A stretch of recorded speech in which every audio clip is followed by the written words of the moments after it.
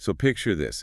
It is 4 p.m. on a Friday. Ooh, the danger zone. Right, the absolute danger zone. Your team is, packing up their bags, they're laughing near the elevator, making weekend plans and logging off. Sounds lovely for them. Yeah, exactly, for them. Because you are sitting at your desk, just staring at a monitor, realizing you have, probably another 3 solid hours of work ahead of you. That feeling is just the worst. It's agonizing. And the truly agonizing part of this scenario isn't just the hours.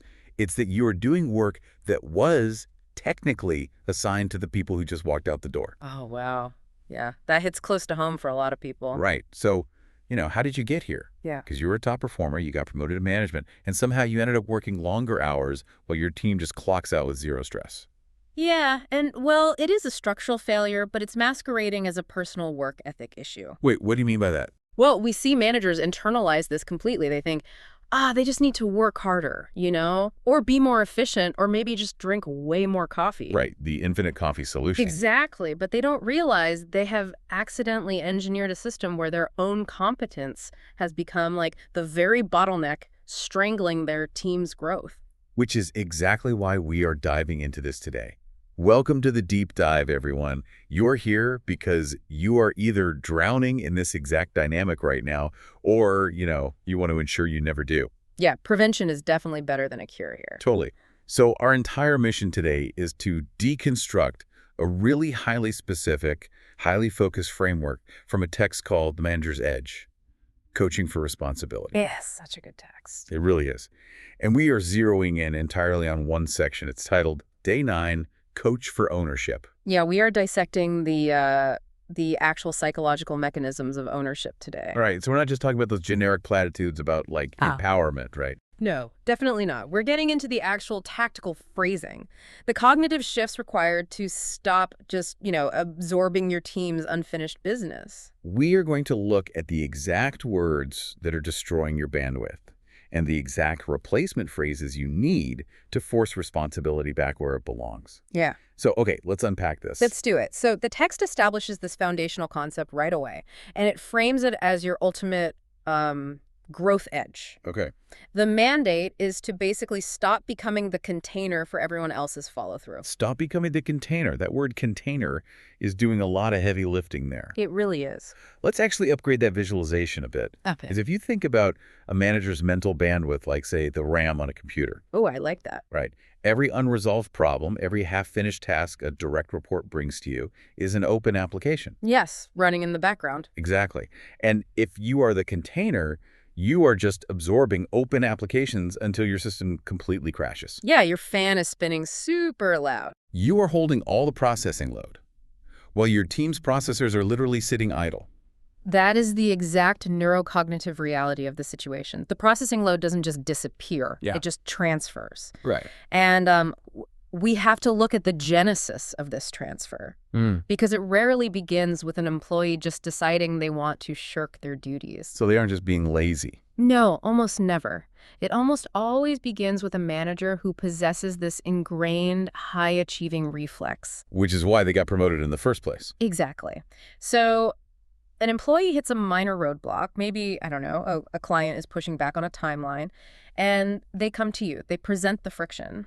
And the manager, operating on, years of muscle memory as a high-performing individual contributor, looks at the problem and says the 4 deadliest words in the corporate language. Oh boy, here it comes. Okay, I'll handle it. Okay, I'll handle it. I mean, it seems so harmless. It feels productive. It does. It really does. But we need to isolate the psychological trap of that specific phrase, because in that micro moment, saying, "I'll handle it," provides an intense, immediate hit of dopamine for the manager. Oh, wow. A dopamine hit. Because you solved a problem. Exactly. You have eliminated the friction. You solved the immediate anxiety. You feel highly competent and, you reinforce your own identity as the savior of the team. But the systemic cost is catastrophic. It really is. I actually want to push on this, though. Yeah. Because I have been in this exact position, especially as a first-time manager. Let's say I am managing a team. I know for an absolute fact that it will take me precisely 4 minutes to rewrite a clumsy email to a client. Right. But if I try to walk the employee through it, it's going to take 25 minutes of my day. Economically, logically, isn't it just better business for me to absorb that 4-minute task? I hear this all the time. But that is the illusion of micro-efficiency at the expense of macro capability. Okay, unpack that. You are optimizing for the next 4 minutes, sure. But you are completely destroying the architecture of your team. Destroying it. That sounds a bit dramatic now. Well, think about it. When you say, I'll handle it, you are actively training your employee that the reward for encountering friction is that the friction disappears. Oh. And someone else does the work. You are basically conditioning learned helplessness. Wow. Learned helplessness. Yeah. Every single time you take the task, their problem-solving muscle atrophies a little more and your RAM gets a little more depleted. So you are creating a localized gravity well, like everything just gets sucked toward your desk. Perfectly said, yes. You might win the morning, but you are guaranteeing you will lose the quarter.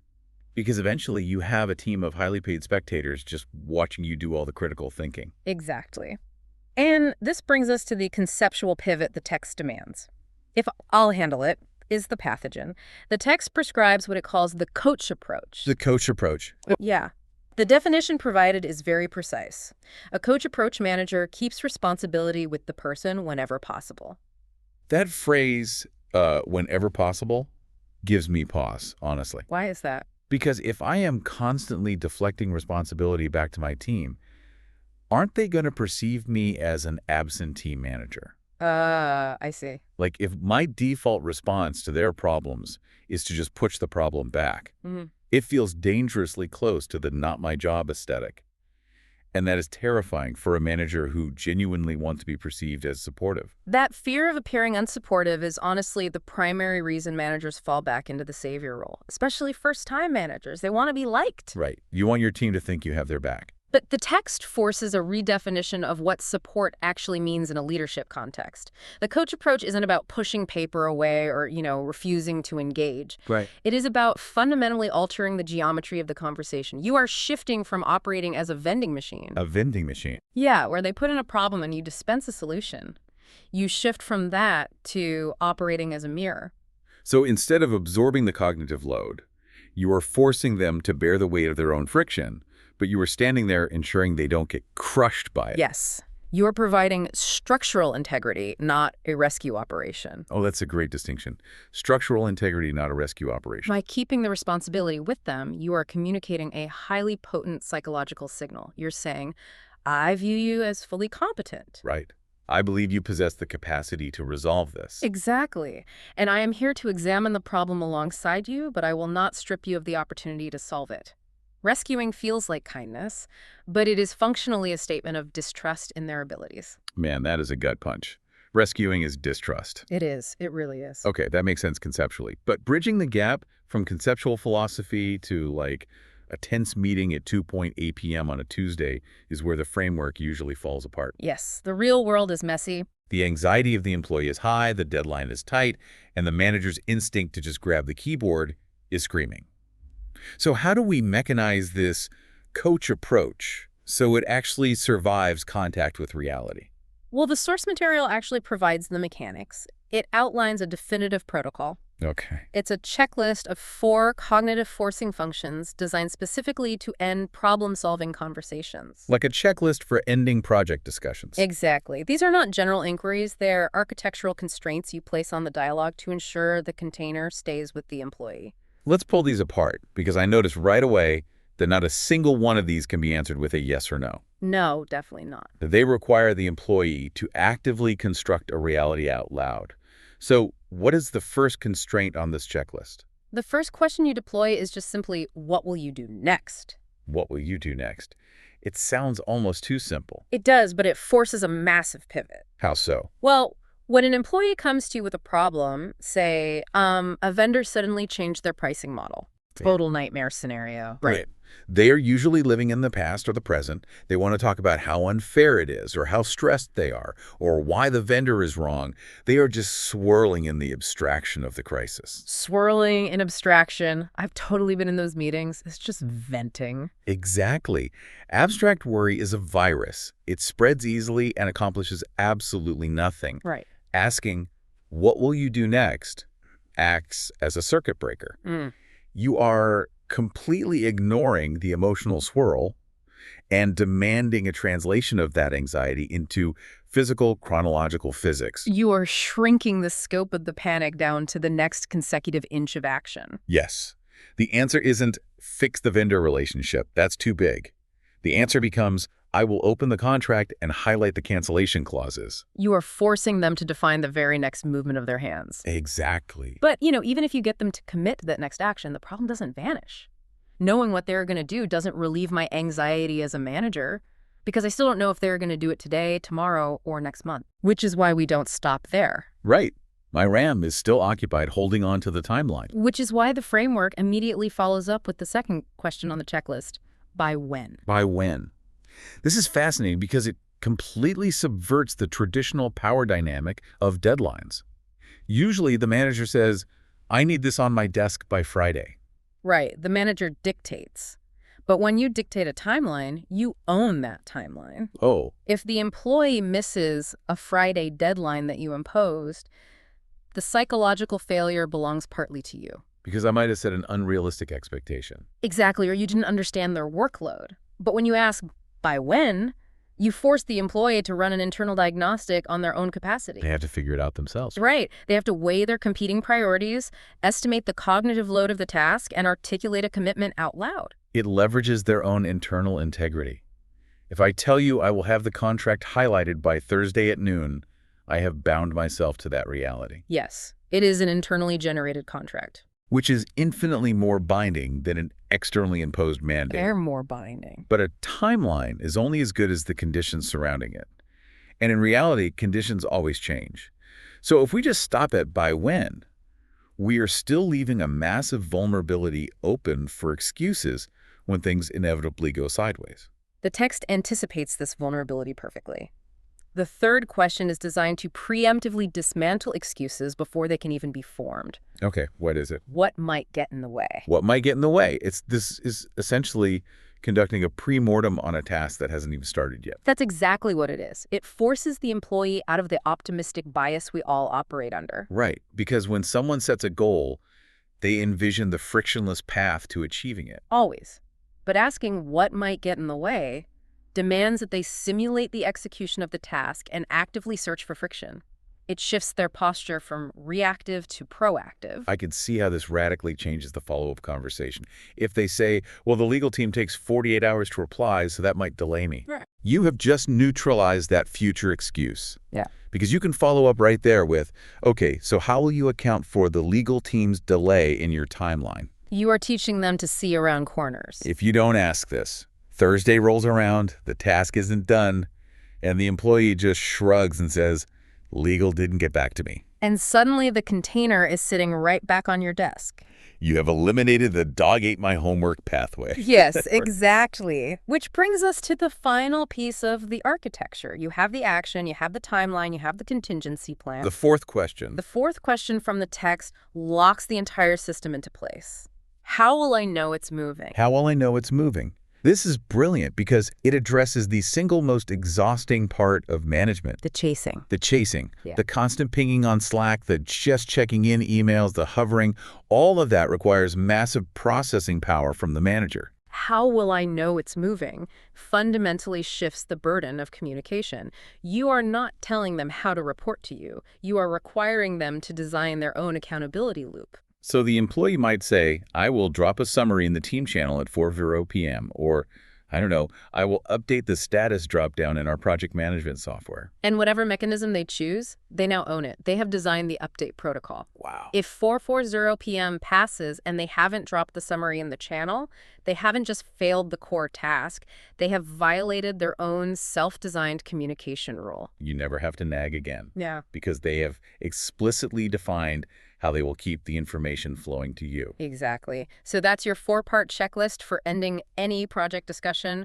What will you do next? By when? What might get in the way? How will I know it's moving? Okay, so that is a bulletproof structure. But I want to talk about how we actually weave this into the normal rhythm of a team.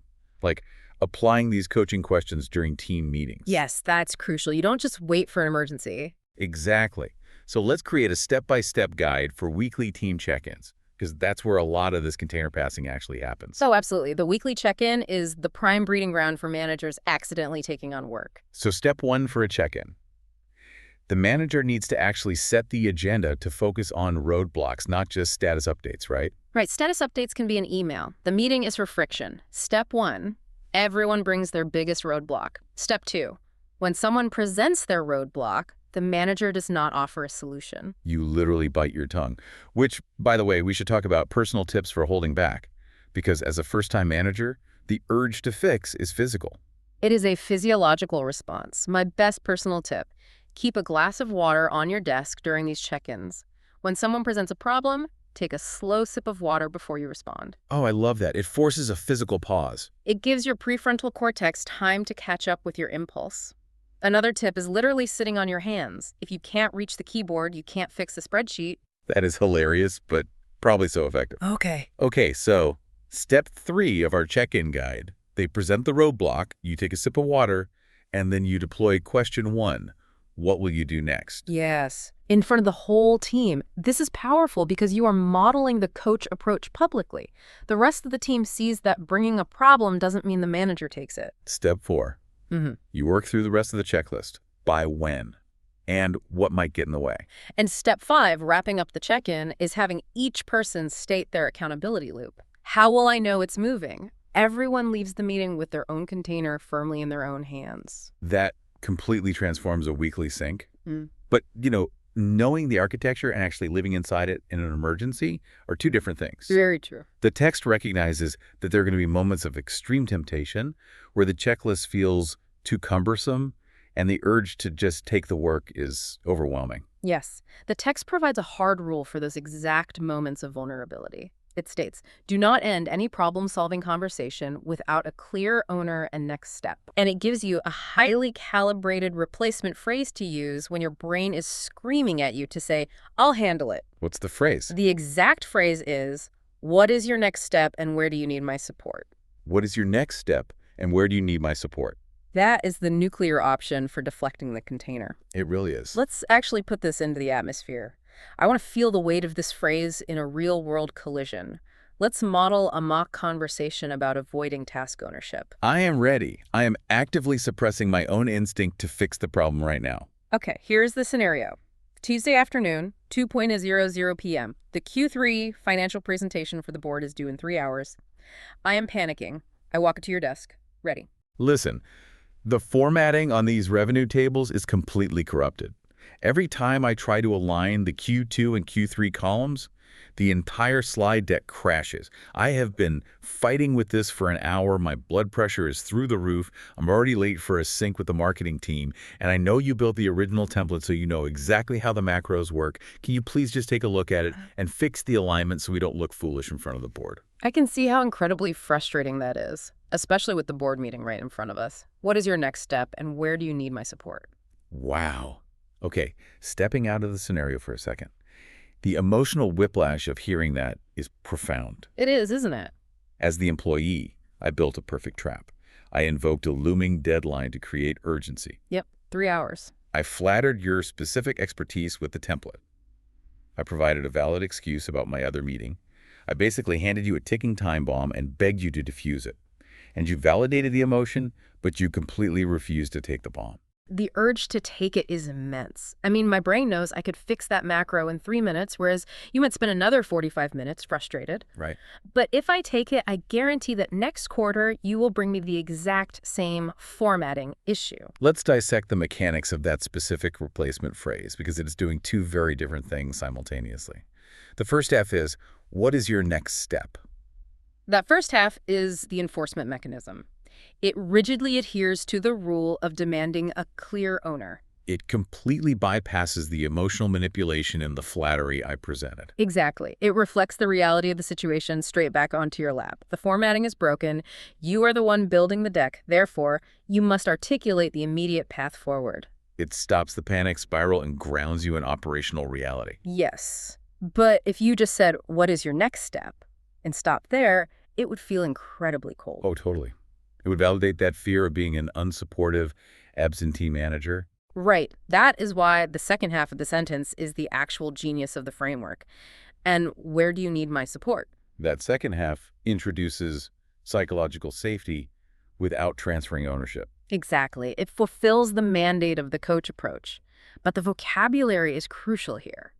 It asks where you need support. It does not ask where you need saving. Right. Support in this context means, do you need me to message the marketing team and tell them you will be 20 minutes late to your sync so you can focus on this? Yes, or do you need me to pull up the wiki article on how the macros are structured so you can read through it? It forces the employee to identify the resource they lack, rather than just surrendering the task itself. And if the employee pushes back and says, the support I need is for you to just do it for me. Which they will try. Oh, they definitely will.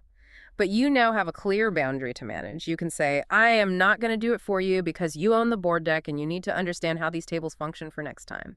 But I will support you by sitting next to you for 5 minutes while you try the next fix. The container stays firmly with them. You are walking alongside them, but you are absolutely not carrying their luggage. That is the perfect way to put it. So if a manager starts doing this, how do they measure improved team ownership? Because it's a cultural shift, right? How do you know it's actually working? That is a great question. You define how to measure improved team ownership by tracking the ratio of problems to proposed solutions. Okay, unpack that ratio. Right now, if you are the manager who says, I'll handle it, you have trained your team to be problem identifiers. Their only job is to find friction and bring it to me. Exactly. So the ratio is like 10 problems brought to you with 0 solutions proposed. But when you systematically use this framework, what is your next step and where do you need my support? You extinguish that pathway. They realize bringing a half-baked problem is no longer a viable exit strategy. They adapt. They start anticipating the framework. Before they even walk up to your desk, they know you're going to ask them for their next step, their timeline, their obstacles, and their update mechanism. So they start doing that cognitive work before the conversation even happens. Yes. You start measuring success when they transform from problem identifiers into solution proposers. Instead of saying, the formatting is broken, fix it, they start saying, the formatting is broken. My next step is to export the data to a raw CSV and rebuild the table. I plan to have it done by 11:00 a.m. The only thing that might get in the way is my marketing sync, so the support I need is for you to cover that meeting for me. And I'll drop a thumbs up in Slack when the slide is finished. Wow! That is the ultimate metric of a highly functioning, ownership-driven team. Your ratio flips. They bring you 1 problem and 3 potential solutions they are already testing. And it is achieved not through, massive organizational restructuring, but through the disciplined application of a few specific sentences. You protect your cognitive RAM by demanding they utilize theirs. Which is incredible. But it requires so much daily discipline from the manager. Like, how do you set your brain up for this every single day? We wanted to list 3 morning habits to reinforce individual ownership daily. Yes, the morning setup is critical because if you start the day in reactive mode, you will fall back into I'll handle it by 9:30 a.m. Right. So, habit number 1. Habit number 1, the Not My Container review. Before you even open your email, look at your to-do list and explicitly identify tasks that you are currently holding that actually belong to your team. You actually write them out. Yes. Yeah. You highlight them. And you make a plan for the exact moment today when you will hand that container back. I love that. It's an active offloading strategy. Okay, habit number 2. Habit number 2, pre-planning the coaching questions. Look at your meeting calendar for the day. Identify the one-on-ones or check-ins where someone is likely to bring a roadblock. And you just prep the 4 questions. You literally write them on a sticky note and put it on your monitor. What will you do next? By when? Having them visually there stops you from reverting to muscle memory when the pressure is on. That's a great physical trigger. And habit number 3. Habit number 3, the 15-minute delay rule for morning emails. When you open your inbox and see a frantic problem from an employee, do not reply immediately. Because your first instinct is to solve it. Exactly. Wait 15 minutes. Often, in that 15 minutes, they will send a follow-up saying, actually, I figured it out. Oh, that happens all the time. If you reply immediately with the solution, you rob them of that 15 minutes of productive struggle. So delay the urge to solve. The productive struggle, that's what this is all really about, isn't it? It is. We have completely dismantled the default management response today. I mean, we started by visualizing the agonizing reality of the container trap. The Friday afternoon doom. Right. Understanding how a manager's processing power gets entirely consumed by everyone else's open loops. We isolated the deadly reflex of, okay, I'll handle it, and recognized it for what it is. A short-term dopamine hit that causes long-term systemic rot. Well said. Hmm. We unpack the paradox of the coach approach, realizing that keeping responsibility with the employee is not abandonment. It is the highest form of professional respect and structural support. We explored the deep cognitive forcing functions of the four-question architecture, moving them from abstract worry to concrete action, generating internal timelines, pre-morteming obstacles, and designing self-sustaining accountability loops. The full checklist. And we pressure-tested the ultimate defensive phrase, what is your next step and where do you need my support? We saw how it perfectly balances the demand for ownership with the provision of psychological safety. It's a complete toolkit for a first-time manager, really. It is. This entire framework is about reclamation. It is about taking back the bandwidth you gave away in the name of being, helpful. Yes, helpful is a trap if you aren't careful. So we want to leave you with a final thought to process if you actually commit to this. If you walk into your office tomorrow, hold the line, and systematically refuse to absorb a single task that belongs to your team. Your container is going to rapidly empty out. Exactly. Yeah. All that processing power you used to spend rescuing people is going to be freed up. The question is, once you stop doing everyone else's work, what massive high-leverage problems will you finally have the cognitive space to actually solve? That's the real growth edge. Until next time, keep learning.